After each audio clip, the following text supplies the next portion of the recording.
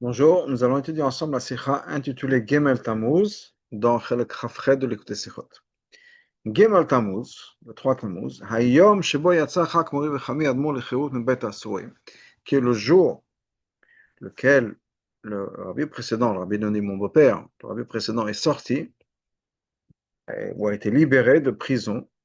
Chal Kama Veshanim, il tombe dans plusieurs années, l'Ismechut le Shabbat Parashat Chukat, en proximité de Shabbat Parashat Chukat. פעמים שחל בשבוע של פרשת חוקת, des fois c'est dans la semaine de פרשת חוקת, לפעמים בימים המתברכים משבת פרשת חוקת, et des fois c'est dans la semaine qui est bénie de Shabbat Chokat, c'est-à-dire la semaine qui suit Parashat Chokat. Donc soit c'est dans la semaine dans laquelle on lit Parashat Chokat, avant le Shabbat de Chokat, soit c'est dans la semaine après. Après, il dit, basé sur ce que le Shnei Luchot Abrit nous dit, Shekol Moadei Hashana, toutes les dates spéciales dans l'année, Kolel Moadim de Rabbanan, ce qui inclut donc les Yamim Tovim et les fêtes de Rabbanan, Nirmazim Parashat Torah. Il y a une allusion à ça dans la Parashat de la Torah, Shikorim et Shabbatot Shem Chalim, dans lesquelles, dans les dates qui tombent pendant le Shabbat dans lesquelles on lit ça. Donc chaque Yom Tov, Shavuot, c'est un lien avec la paracha de la semaine. Chanukah, Purim, un lien avec la paracha de la semaine. Et donc, on dit, Mouvan, Shishno Remes, Parashat Chukat, Regola Gimel Tammuz. Donc, il doit y avoir une allusion à Regola du Gimel Tammuz dans la paracha de Chukat. Alors, le Rabbi va expliquer qu'est-ce qui s'est passé exactement Gimel Tammuz. Juste pour mentionner un tout petit peu avant, le Rabbi précédent a été arrêté, mis en prison. Tafresh Pesach 1927, il a été arrêté le 15 Sivan. Au bout du compte, il va être libéré. Yudbet Tammuz, on lui annonce qu'il va être libéré. Yud Gimel Tammuz, il reçoit ses papiers, il peut partir. Donc, ça a duré à peu près moins d'un mois, toute l'histoire. Gimel Tammuz, c'est le jour où il était sorti de prison et il est parti en exil. Mais en fait, c'était le moment où il est sorti de prison et c'était plus ou moins le début de la fin, c'est-à-dire le début de la Géoula. Donc, ce que le Rabbi dit dans Hotbet, dans la libération du Rabbi précédent, il y avait deux étapes générales. Le 3 Tammuz, il est sorti de prison. Aval, mais, à ce moment-là, il a été envoyé en galoute pendant 3 ans. Uniquement après ça, uniquement après, il est parti, il a été libéré de manière définitive. Même de la galoute. Il a eu la permission de rentrer chez lui à la maison. Okay? Il faut savoir que qu'avant de partir de prison, le rabbi précédent a vu son dossier. Et il a vu dans le dossier qu'au départ, Rahman Islam, c'était, comme on avait dit, Eper Chachaim, l'opposé de la vie. Ensuite, ça a été barré. Ça a été 10 ans d'exil qui ont été barrés. Ensuite, 3 ans d'exil. Donc, quand il est parti Gimel Tammuz, on a dit, OK, vous sortez de prison et vous allez maintenant, on va partir en exil, on va vous exiler dans la partie est de la République soviétique. Donc, c'est la partie est, je parle, c'est pas la Sibérie, mais enfin, c'était plus ou moins dans les parties asiatiques de la Russie. Donc, c'était vraiment l'exil dans des conditions extrêmement difficiles. On parle entre autres on peut comparer ça au père du rabbi, qui est tombé malade et qui est mort, qui n'a jamais pu rentrer à la maison dans cet exil-là. Donc, en tout cas, on parle de deux choses compliquées. Et donc, Gimel Tammuz, c'est une étape importante. C'est là où il est sorti de prison et il a été envoyé donc en exil. À la base, c'était 3 ans. Ensuite, Yudbet Tammuz, donc 9 jours plus tard, on lui a dit qu'il allait être libéré. Il a reçu les papiers le lendemain. Nimsa. Donc, chez Gimel Tammuz, c'était Atchelat Geoula. Donc, le 3 Tammuz, c'était le début de la Geoula. Au Yudbet, Gimel Tammuz, c'était Shlemot Geoula. Le 12-13 Tammuz, c'était la Geoula de manière complète et finale. Mahaitama, pour cette raison-là, il y a une mala, il y a quelque chose de plus, le 3 Tammuz par rapport au 12 et au 13 Tammuz. Malgré le fait que la Géoula, on la célèbre, et on célèbre Chag Géoula Yudbet Yud Gimel Tammuz. Parce que quand est-ce qu'on peut fixer, déterminer une chag, c'est-à-dire simcha gluya, une joie révélée. C'est quand la Géoula est finie. Ader Birkat HaGomel, comme par exemple la bracha de HaGomel. Shibirach Chak Kedushat Mori Vechami, que le rabbi précédent a fait. Rak Achar HaGeoula B'Yudbet Tammuz, uniquement après la Géoula de Yudbet Tammuz. Parce qu'on ne peut pas faire de bracha jusqu'à qu'on soit sorti de danger complètement. Jusqu'à que, par exemple, si quelqu'un qui est malade retourne à une santé complète.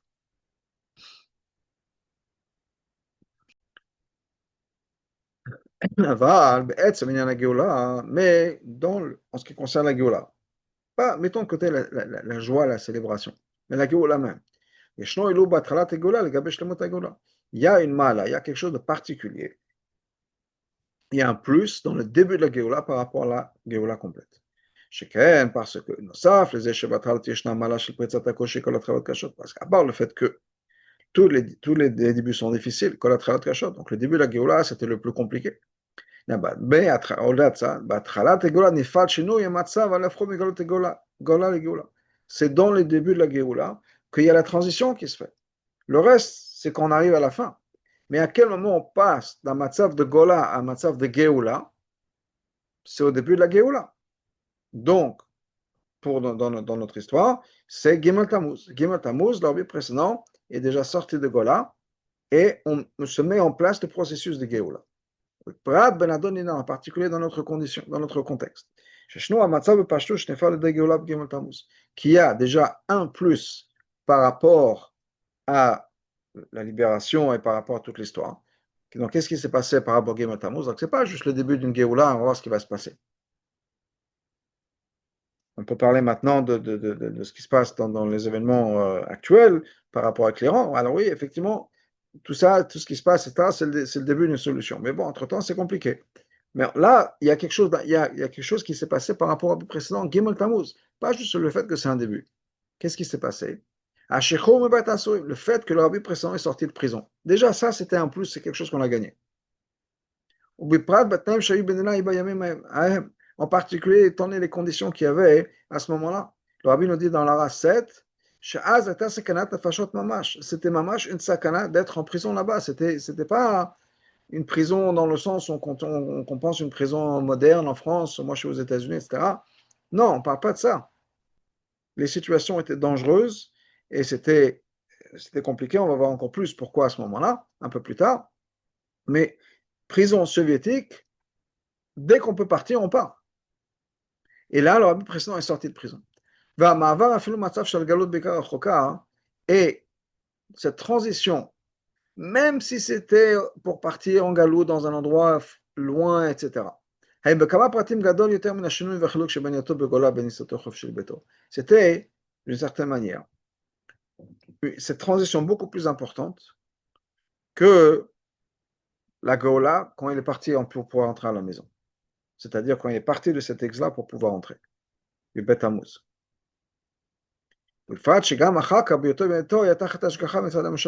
Et en plus, même une fois qu'il est rentré à la maison, il y avait toujours les agents soviétiques qui le regardaient, qui contrôlaient, etc. C'est pas qu'une fois qu'il est revenu à la maison, il était libre de faire ce qu'il voulait, etc. Donc, d'une certaine manière, la transition de prison à la sortie de prison, même si c'est en exil en Sibérie ou là où il était, à Kostroma, c'est une transition beaucoup plus positive que le changement qui va se passer un peu plus tard, quand il est parti de Kostroma pour rentrer à la maison à l'immigrante. Donc, ça, ne serait-ce que ça, c'est déjà quelque chose d'extraordinaire. Mais au-delà de ça, le rabbi, donc déjà, ça, Gimel Tammuz, c'était un gain absolu. En plus de ça, c'est le début de la Géoula. Ariado, on sait, chez Batralat Kolinia, que le début de chaque chose, Kalou, Ladava, Kolo, ça inclut tout. D'ailleurs, chez Matzino Benyan Rachetevot, comme par exemple dans l'histoire, dans le concept de Rachetevot des initiales. Qui est un al Pitora Torah, quelque chose qu'on retrouve dans la Torah, c'est pas juste quelque chose qui a été fait comme ça. C'est un yan dans la Torah. Et dans la Torah, al Pitora et dans la Torah. Sha'ot Arishona Shel Teva Meramez Al Kol Teva. Que la première lettre d'un mot nous donne une allusion sur le monde entier. Chadome. Ater Ze Binyané, donc c'est la même chose chez nous. Que chez Kol Gulato Shel Chak Movichami Admo, toute la Géoula du rabbi précédent, Nirmezav Nechlala Batchalat Tegolav Gimel Tammuz. Tout ça, ça a été Et il y a une allusion à tout ce qui va se passer après. Et c'est inclus dans la Géoula de Gimel Tammuz. Alors, qu'est-ce qui s'est passé à ce moment-là? Toute l'histoire de l'emprisonnement du rabbi précédent, ensuite la Géoula du rabbi précédent, tout ça c'est lié au fait qu'il répandait la Torah. Arzakat Yahadut, qui soutenait, renforçait et se battait pour le judaïsme en Russie, et, et répandre donc la Torah et les mitzvot, etc., en Russie. C'était quelque chose qui à l'époque demandait Messirut Nefesh. Mais pratiquement pas, c'est pas juste en théorie et faire des efforts, comme on dit par Messirut Nefesh de nos jours, c'est faire des efforts, se donner à fond. Là, on ne parle pas de se donner à fond comme nous on le comprend aujourd'hui. Se donner à fond, c'était donner sa vie, et malheureusement, il y a des centaines de chassidim qui ont perdu leur vie en faisant ce travail-là.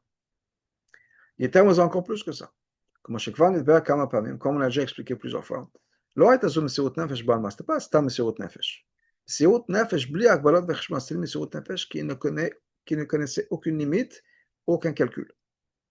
אילו היה נכנס לחשבון, si quelqu'un commençait à faire des calculs, אם ישנן דרכים על פי הטבע להצליח בעבודה זו, est-ce qu'il y a des chances qu'on puisse réussir à faire ce travail-là?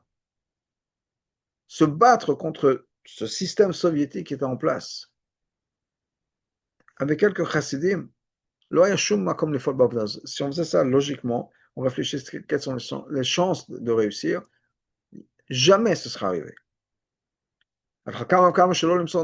Certainement jamais il y aurait eu même le Messirut Nefesh. À quoi ça sert de se faire tuer pour rien? On ne va jamais arriver à quoi que ce soit. Donc c'est juste se faire tuer sans aucune raison. Certainement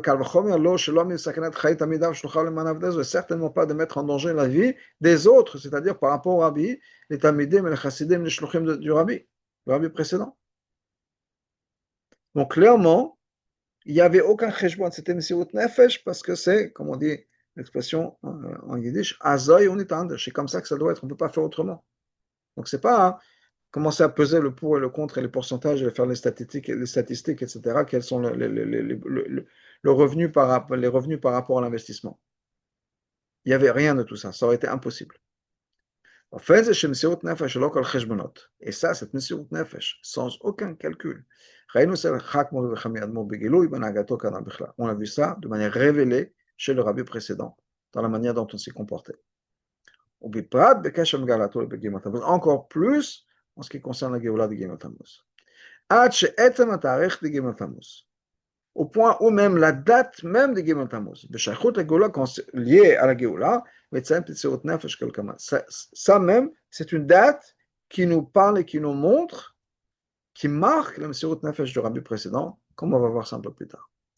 Et Shlomo, ce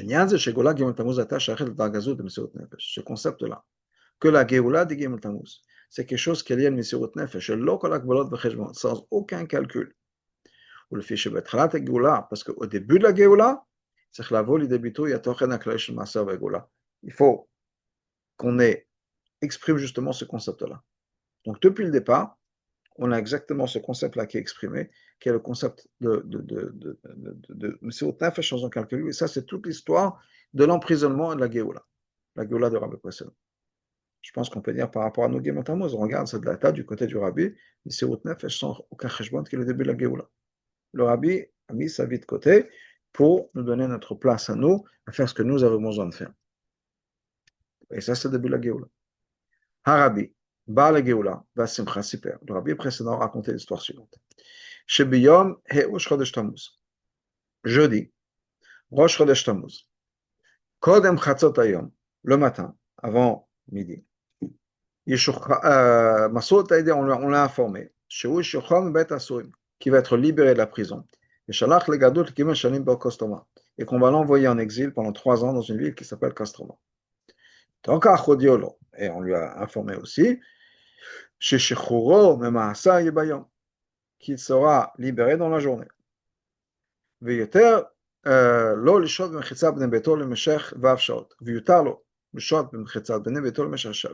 va lui donner la permission d'être avec sa famille pendant 6 heures. La nuit, Il faudra qu'il parte de la ville et qu'il aille en direction de Kostroma. Ok? On lui a informé tout ça. Donc jeudi, Rosh Chodesh, Aleph Tammuz, on l'informe.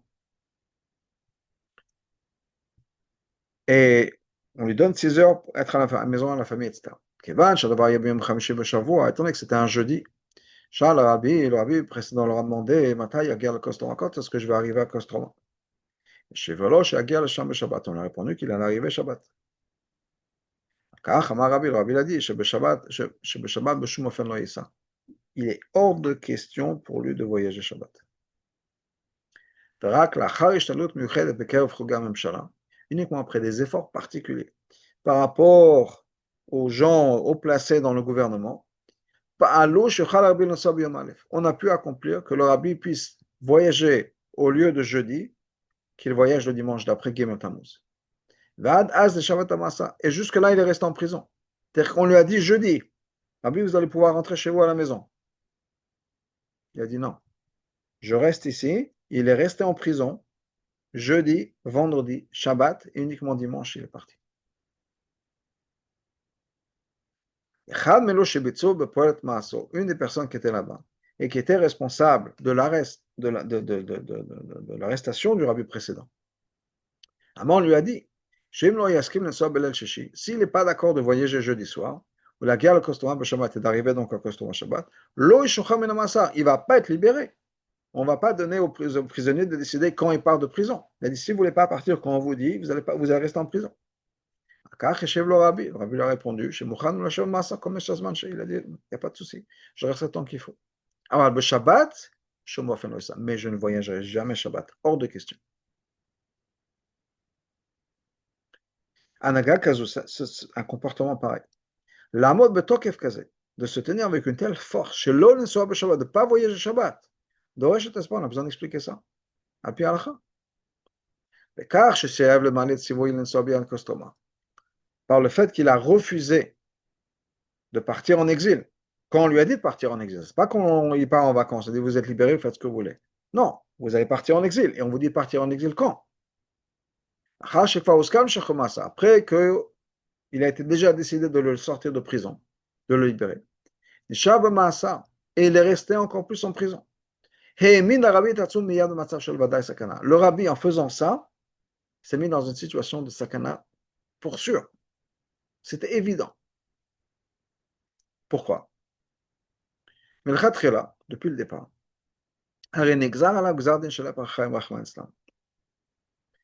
comme je dis au début de la sikha, ce que les Russes voulaient faire, c'était tuer le rabbi. C'était la première chose. Et là, mais avec de la pression, des efforts, etc., la xéra a été annulée et s'était transformée par quelque chose de beaucoup plus léger. Et ça, 10 ans d'exil. Ensuite, 3 ans en exil. Et après, ceux qui ont fait cette première sentence, c'est pas qu'ils ont changé d'avis. Eux, dans leur tête, ils font toujours ce qu'ils avaient toujours. Leur rêve, c'était de faire ce qu'ils voulaient faire tout au début, qu'on a dit, la première chose, la première punition qu'ils voulaient faire. Là, ils ont été forcés, avec parmi les échelons plus supérieurs dans le gouvernement. On a forcé ceux qui étaient un peu inférieurs. Alors qu'ils étaient encore en position, ils avaient encore la force, etc. Donc eux-mêmes étaient forcés, mais ce n'est pas qu'ils voulaient. On les a forcés à accepter une décision prise par des fonctionnaires plus élevés de libérer le rabbi. Mais ils étaient là où ils étaient où? Ils étaient à Leningrad, dans la prison, ils contrôlaient la prison. Et à un moment, donc on comprend, la décision du rabbi précédent, de dire c'est pas grave.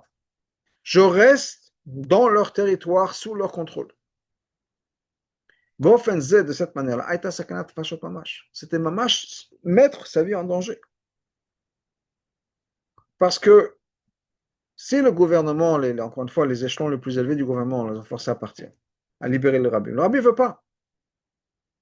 Eux, ils seraient très contents de dire, voilà, on va voir, Brida Malchut, si on peut dire, voilà, il se révolte contre ce que le gouvernement a décidé. Le gouvernement l'envoie en prison, en exil, il ne veut pas, ben on en profite pour faire ce qu'on veut. Au Biprat, en particulier, chez Etzem Surovo chez l'Arabie Nesor Shabbat. Le fait même qu'il refuse, pourquoi il a refusé? Parce qu'il ne voulait pas voyager Shabbat. Donc le fait même, on est dans un gouvernement qui fait tout pour se battre contre la religion. Il a dit non, je ne voyagerai pas à cause de Shabbat. Ça, bien sûr, ça bien en colère, encore plus en colère. C'est Meida Keneged Pkuda Shelaim. Premièrement, c'est se révolter contre leur commande. Ils ont dit voilà, vous partez en exil. C'est nous qui sommes en contrôle. Donc c'est se révolter contre ça. Pirsum Shmirat Shabbat Bet Amasa Shelem. Et publier qui fait Shabbat dans leur prison. Et devant tout le monde, devant tous tout l'établissement, si on peut les gardes, les machins, tout ça, ils voient bien que le rabbi, il était censé partir, il refuse à cause de Shabbat. Donc c'est une claque dans leur visage, devant tout le monde, devant tout, il y avait malheureusement quelques juifs qui étaient impliqués dans ça, c'est une claque devant ces juifs-là, devant les goïms, en disant là, au bout du compte, qui c'est qui contrôle les choses, c'est le rabbi.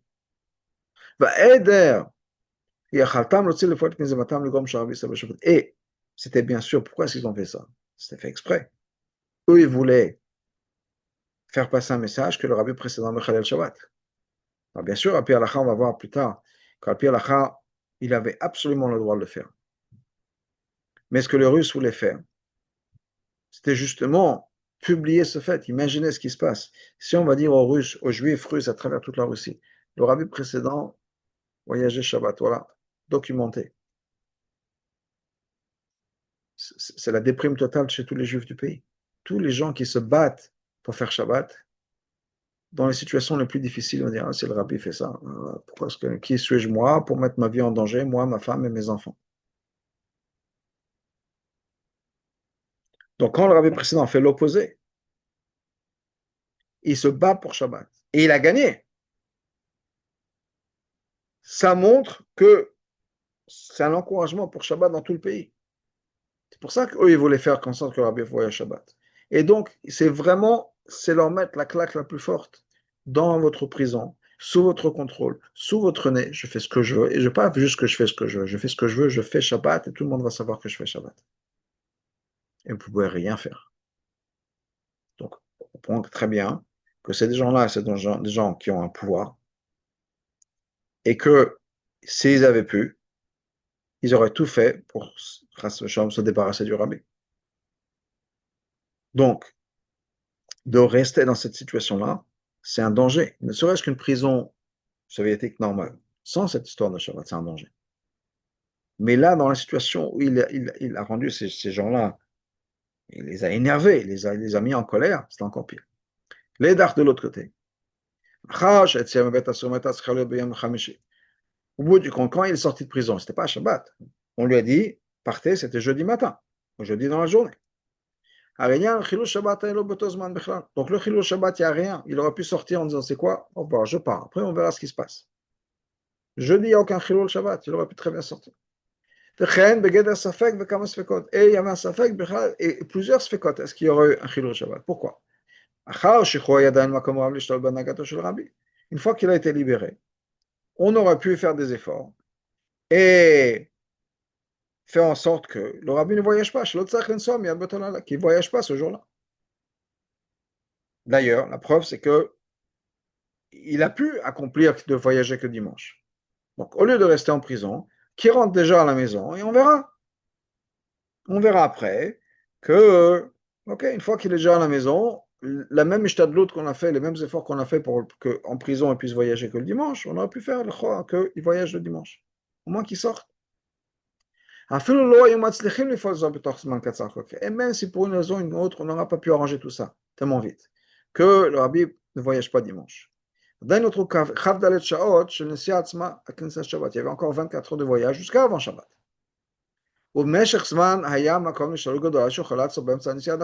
Et on aura pu faire pendant ces 24 heures-là, c'est-à-dire c'est toute la journée de jeudi, ou une partie de jeudi, jusqu'à vendredi, jusqu'à Shabbat.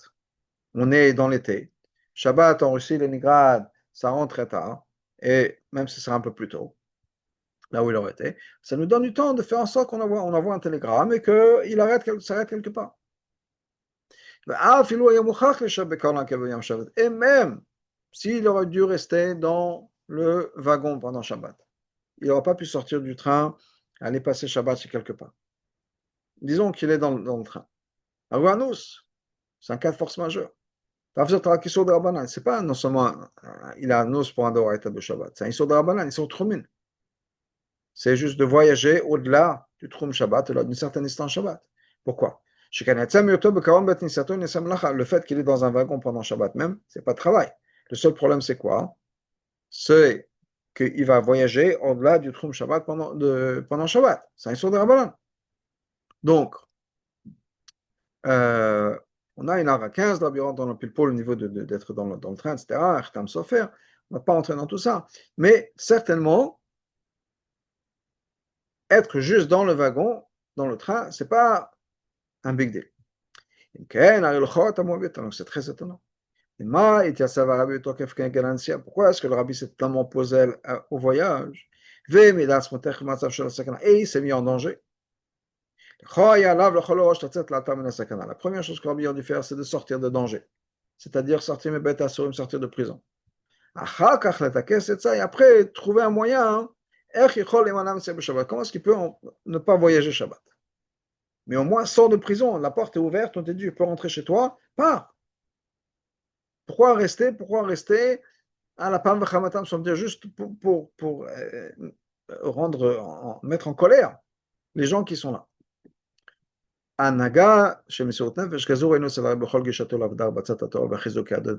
ça, c'est exactement le modèle du rabbi précédent dans tout ce qu'il a fait par rapport au travail d'Arbatzat Torah et répandre la Torah, enseigner la Torah et renforcer le judaïsme en Russie. Cette histoire-là, c'est le modèle du rabbi précédent. Il n'y a pas de cheshbonot. On va faire les choses de la manière la plus parfaite et la plus publique qu'il faut. Comme on l'a expliqué plusieurs fois, le rabbi précédent, ça inclut pas juste des choses sur lesquelles on est chayav de faire, même des choses qui sont peut-être, on aurait pu dire, facultatives. Et tel encore plus que ça. Comme on a expliqué longuement quelque part d'autre. Dans la 17, le rabbi nous ramène des exemples, des choses, des sichot chalek מסירות נפש הייתה גם על עניינים שכמה גדולי חכמי ישראל סברו שאין למסור נפש עליהם. מסירות נפש du rabbi précédent, c'était même sur des choses qu'il y avait d'autres גדולי Israël qui disaient non, pas מסירות נפש, ça vaut pas la peine מסירות נפש, ou bien on n'est pas חייב de מסירות נפש. אומנם, כאשר נדונו כללות עבודתו של רבי מנהלאי, et quand on regarde le travail du rabbi précédent à ce moment-là en Russie, comme la ville מדוע הייתה הנהגתו באופן כזה, on peut comprendre pourquoi il s'est comporté comme ça. שכן בראותו שמצב ישראל בנאי היה כזה, quand il a vu la situation du peuple juif. שעצם הקיום של בני ישראל ושל היהדות עומד בסכנה גדולה, l'existence même du peuple juif, l'existence même du judaïsme est en danger. שלא יכבה נר ישראל חס ושלום, pas que חס ושלום, le judaïsme et les juifs s'éteignent. ובהיכרות שליחותו בתור נשיא ישראל, il a bien reconnu, était bien conscient de sa mission à lui en tant que nasi. המחויב לדאוג לקיום עם ישראל, qui a la responsabilité de l'existence du peuple juif. הנה במסירות נפשו למען בני ישראל לא התחשב הרבה בשום חשבונות והגבלות. Sa מסירות נפש pour le peuple juif n'a connu aucune limite et aucun calcul.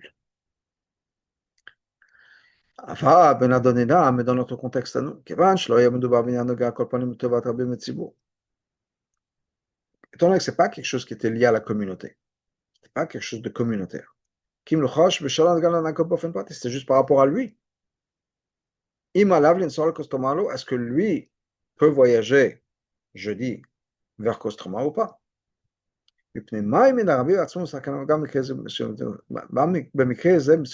Pourquoi est-ce que dans ce cas-là, qui était quelque chose de personnel, pourquoi est-ce que le rabbi précédent s'est mis en danger pour ça? Au contraire, par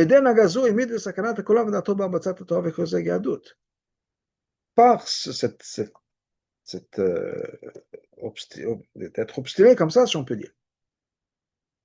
il a mis en danger tout son travail. Parce que si Chaz V'Shalom, ils auraient fait ce qu'eux, ils voulaient, se débarrasser du rabbi, ça aurait été la fin. Donc, on ne parle pas de quelque chose qui est lié au travail du rabbi précédent. C'est quelque chose de personnel. C'était lui qui veut voyager. C'est pas qu'on a dit tu amènes des chassidim, tu veux. Non, toi, tu voyages. Donc, pourquoi est-ce que le rabbi précédent a eu cette Messirut Nefesh? Voilà l'explication. השאלה עומדת על הפרק. La question qui était importante à ce moment-là, נקודת העניין, dans tout le point de tout ça, לא הייתה מי יש למסור נפש השפעה שבת ולאו. C'était pas une question de מסירות נפש pour שבת ou pas. הייתה זו שאלה של קידוש השם וחילול השם, c'est une question de קידוש השם וחילול השם. Qu'est-ce que ça veut dire? מטרתם של אלו שעשו את הרבי הייתה להחריב את עבודתו של הרבי בהחזקת את העדות. Quand les gens ont arrêté le rabbi précédent, qu'est-ce qu'ils voulaient? Ils voulaient détruire le travail du rabbi précédent. C'est ce qu'ils voulaient. אילו יצורה, si, חס ושלום, on peut imaginer, שהרבי לא יהיה מתנגד מיד לפקודה, בנצורת ההכפחה שחרור, que le rabbi ne se serait pas opposé, tout de suite, sur le champ, à ce qu'ils lui ont dit, qui est de voyager tout de suite après sa libération. Kirsalam comme eux ils voulaient. Rabbi ça Shabbat, c'est-à-dire que le rabbi va aller voyager au bout du compte, va voyager Shabbat. Hayazé avoram nitzachon, pour eux ça aurait été une victoire. C'est-à-dire, Harabi iskim l'ansoa Shabbat. C'est-à-dire que pour eux, le rabbi a été d'accord de voyager Shabbat. Point final. C'est une victoire. Ils ont fait passer le message, même si le rabbi plus tard va trouver une solution, comment ne pas voyager, etc. Mais le fait que le rabbi était d'accord, il a dit ok, je pars, ça aurait été déjà une victoire. À ce moment-là, ne serait-ce que là, on peut déjà faire passer dans tous les journaux de l'époque, le rabbi de Lubavitch est d'accord de voyager Shabbat. Après, il a changé d'avis, ça ne va rien enlever au fait qu'il a été d'accord. Tous ceux qui auraient entendu ce message-là, que le rabbi précédent était d'accord de voyager Shabbat. Eux, ils ne connaissaient pas tous les pilpolim dont on a mentionné à Pialacha, etc. Qu'on avait prévu qu'effectivement on va mettre la pression sur le gouvernement, faire des efforts, que le rabbi ne voyage pas Shabbat. Non. Moi, je sais bien quand même qu'on a expliqué plusieurs fois. Quand on parle de quelque chose qui est lié au Kiddush Hashem, Chilul Hashem, c'est pas une question de savoir est-ce qu'on parle un grand issur, un petit issur. Est-ce que les gens qui vont voir ça, comment est-ce que ça va être interprété? Est-ce que ça va être interprété comme une question de Kiddush Hashem ou comme une question de Chilul Hashem? C'est tout. De quoi il s'agit? C'est pas important. Donc c'est pas essentiel. Donc, il y a déjà cette nekuda. Que le rabbi soit d'accord et qu'après on fasse des efforts, ça n'enlève rien en fait que le rabbi était d'accord de faire le Shabbat. Ça, pour le rabbi, c'était inacceptable. Hors de question. Il a voulu faire passer le message et le faire passer très fort. Non seulement je ne suis pas d'accord de voyager Shabbat, mais je ne voyagerai pas Shabbat. Je vais me mettre en danger, etc., pour ne pas voyager Shabbat. Et ça, c'est quelque chose qui a résonné très fort. Maintenant, on peut revenir au lien entre Gimat Tammuz et Parashat Chukat. Parashat Chukat ne se parle d'autres Memeriva. Dans la Parashat Chukat, on parle de la faute de Memeriva. Chez Beito, Nenshur Moshe Aaron, et à cause de ça, Moshe Aaron a été puni. Que vous n'allez pas amener ce peuple-là vers Israël. C'est le moment où Moshe devait parler au rocher qu'il a frappé le rocher. On ne comprend pas. Qu'est-ce qui était tellement difficile dans cette faute-là? Tellement grave dans cette faute. À cause de ça, Moshe ne pouvait pas rentrer en Israël. Au Bifrat en particulier, on a dans les psukim d'autres choses sur lesquelles Moshe a été puni. Mais malgré tout, il y a des choses pour lesquelles Moshe a été puni. Il n'a jamais été puni de telle manière aussi stricte. Davka cette faute-là. Le fait qu'il a frappé le rocher au lieu de lui parler, et vu l'exara chamoura chez le Kanes Laretz, ça venait ce xara-là, qui était pour Moshe, c'était quelque chose de terrible, qu'il ne rentre pas en Israël. Et là, mais on sait pourquoi. Il y a une allusion dans le pasuk. Il y a un loémat Israël. Vous ne m'avez pas fait confiance. Et quoi? Qu'est-ce que ça aurait fait? Il y aurait eu un kiddush Hashem aux yeux du peuple juif. Et puis Rashi, comme Rashi l'explique. שמטעם זה, חטא זה חמור יותר מטענתו של משה רבינו להשם, הצאן והבקר שחט להם. C'est encore pire que quand Moshe s'est plaint du peuple juif et a dit à Hachem, même toi, tu n'es pas capable de donner tous les besoins du peuple juif. Pourquoi est-ce que le rocher c'était pire? Parce que là, c'était une conversation entre Hachem et Moshe privée. Mais ici, ici, c'était devant les yeux de tout le peuple juif. Là, le pasuk Hachem n'a pas pardonné à cause de, c'est une question de Kiddush Hashem. Haïnou, כאשר מדובר בדתינה של קידוש השם, ou הפכו, quand on parle de קידוש השם, ou l'opposé. מה שנוגע, ce qui est important, הוא רק כיצד הלווה את פרשת דרכים, comment est-ce que les autres vont interpréter ce qui se passe. Donc même si c'est juste parler au lieu de frapper, c'est pas un truc extraordinaire, c'est pas grave. Explication. עוד השלמה בזה מהקטע, donc on peut dire encore plus profond. אופן ההנהגה הנ"ל של הרבי, ce comportement du rabbi précédent, שתייצב נגד פקודתם של אלו שאסרו אותו, qui s'est tenu contre, il a fait front, il s'est tenu contre l'ordre de ceux qui l'ont arrêté. לא רק שהדבר יהיה נוגע בגילוי עניין של יהדות, c'est pas juste que quelque chose qui est de manière révélée soit quelque chose qui soit lié au judaïsme. Et alors que je sais pas, comme le rabbi a raconté, est-ce que le rabbi précédent avait pris une décision forte quand il est rentré en prison. Chez Loïd, même qu'il ne va pas du tout être influencé par eux. Pas juste des choses d'Irat Shamayim. Il va pas être Gores, il n'existe pas, il fait ce qu'il veut.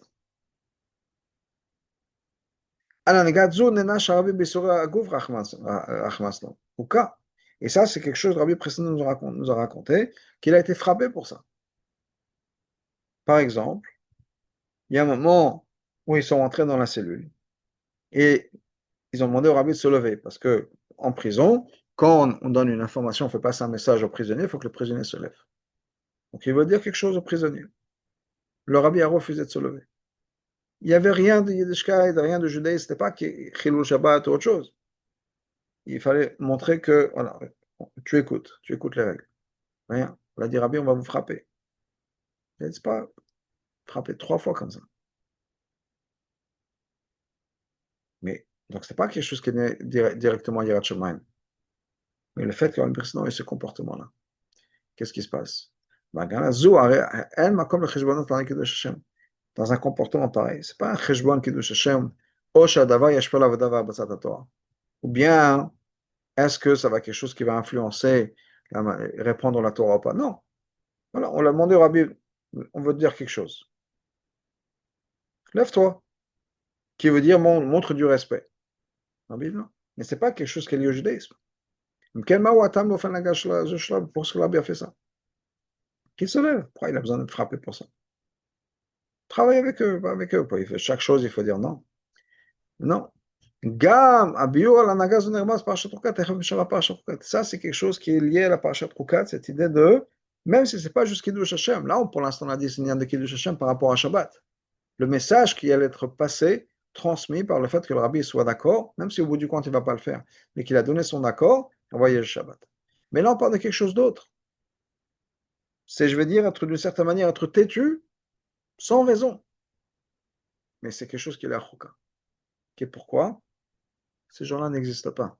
Je fais ce que je veux, je fais ce que j'ai à faire. Cette force de caractère, qui dit, je ne vais pas leur montrer de respect, je ne vais pas leur montrer d'importance.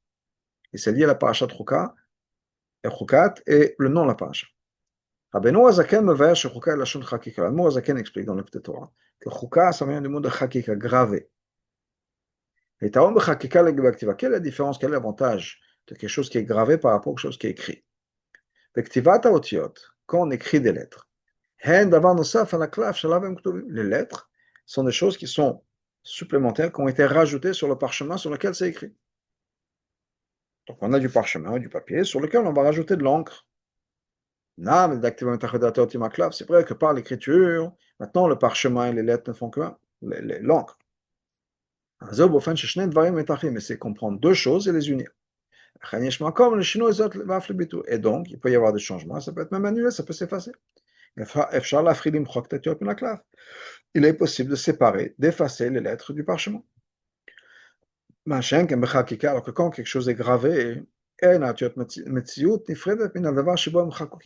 ne sont pas une existence indépendante, séparée de leur support. Et la minobé, ça fait partie du support. Ça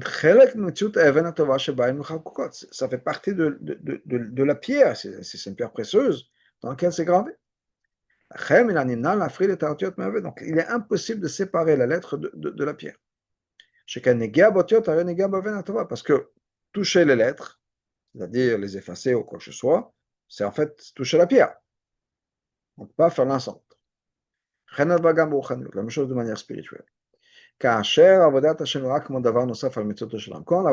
c'est quelque chose de rajouter sur la personne, la mitzvah de la personne. Ça ne fait pas partie de son essence. Il y a lui et il y a ce qu'il fait, avodat Hashem. Dans ce cas-là, c'est possible qu'il y ait des changements.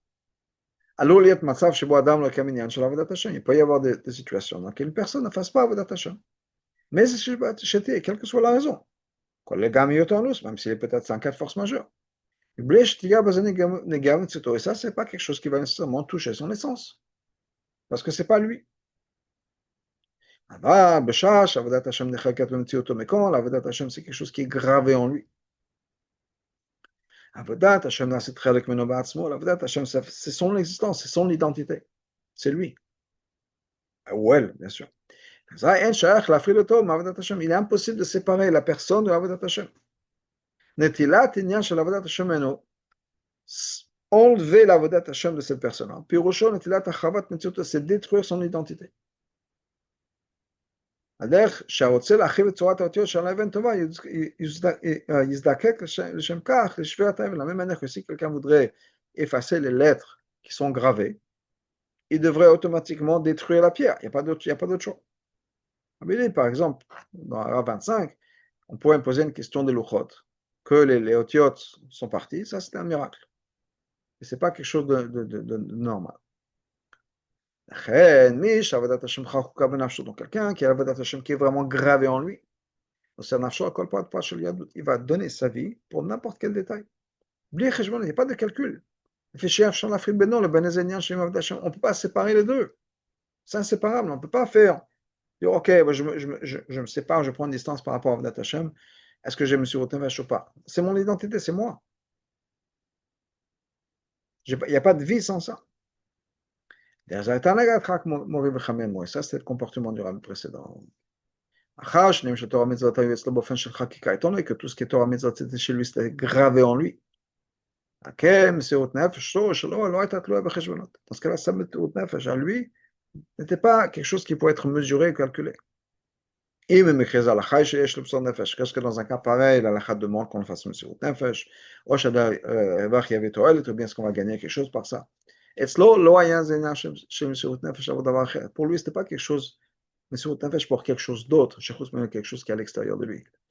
Parce que dans ce cas-là, on peut faire effectivement le calcul. Est-ce qu'on a Mesirat Nefesh ou pas? Mais c'est quelque chose qui était naturel, c'était sa vie. Parce que sa avodat Hashem, ça fait partie de lui, c'était son identité à lui. Impossible de séparer avodat Hashem de lui. Donc automatiquement, tout ce qui est lié à avodat Hashem, c'est Mesirat Nefesh. Il n'y a pas d'autre choix. Chaque chose qu'on lui demande, c'est couper un doigt, c'est lui. Donc pour cette raison-là, Mesirat Nefesh n'est pas des choses qui sont liées à sa avodat Hashem Begilui. Il a eu Mesirat Nefesh pour ne pas baisser la tête devant ceux qui l'ont arrêté. Quelle que soit la situation, même si c'est juste se lever pour qu'on lui parle. Le fait qu'il ne les a pas pris en compte, ce n'est pas juste parce qu'il a fait un calcul que. Non. C'était en lui, il était impossible pour lui de baisser la tête devant qui que ce soit. De ces gens-là, des gens qui font toute leur raison d'être, c'est quoi? c'est d'empêcher Avodat Hashem, d'empêcher de reprendre le judaïsme. Pour le rabbi précédent, il était hors de question, c'était une impossibilité de baisser la tête ou d'écouter des gens comme ça. Parce que ça, c'est quelque chose qui est gravé en lui, impossible de faire autrement.